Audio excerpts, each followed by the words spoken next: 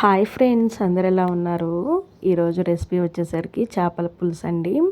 అయితే ఇవాళ సండే చేపలైతే తెప్పించాను. చేపలైతే శుభ్రంగా కడిగి పెట్టేసుకోవాలి. ఉప్పేసి కడిగి పెట్టుకోండి.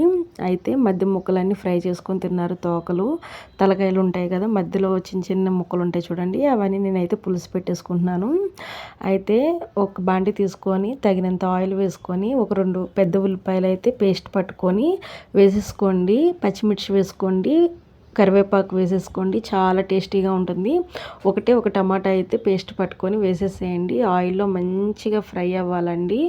ఆయిల్ చూసారా పైకి ఎలా వచ్చిందో, అలా ఫ్రై అయితే మంచిగా మనకు ఫ్రై అయిపోయినట్టు. దాని తర్వాత 1 టేబుల్ స్పూను ఇంకా అల్లం వెల్లుల్లి పేస్ట్ కూడా వేసి ఆయిల్లో ఫ్రై చేయండి. తర్వాత పసుపు, కారం, ధనియాల పొడి అయితే వేసేసుకోండి. మీకు కారం అయితే మీకు తగినంత, అంటే మీరు కూర చూసుకొని, మీరు కారం కొంచెం ఎక్కువే పడుతుంది కాబట్టి చూసి వేసుకోండి.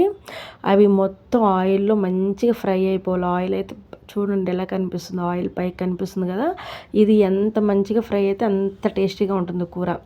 అయితే ఇంకా చింతపండు కూడా నానబెట్టేసుకొని, చింతపండు పులుసు కూడా వేసేసుకొని బాగా కలిపేసుకోండి. ఉప్పు చూసుకోండి ఒకసారి, ఉప్పు కూడా వేసేసుకోండి.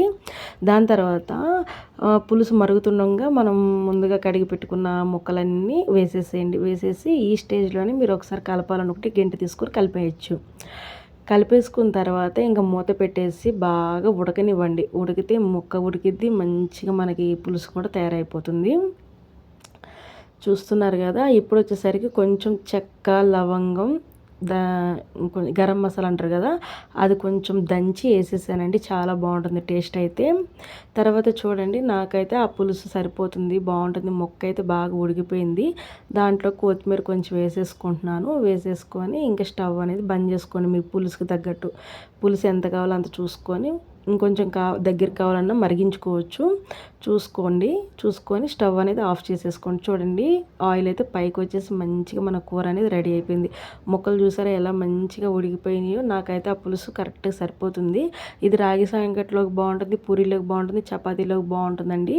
ఒకసారి ట్రై చేయండి. చాలా అంటే చాలా టేస్టీగా ఉంటుంది, తింటుంటే ఉంటుంది. మీలో ఎంతమంది తలకాయ కూడా తింటారండి? సరే, నా వీడియో నచ్చినట్లయితే లైక్ చేయండి, షేర్ చేయండి, సబ్స్క్రైబ్ చేసి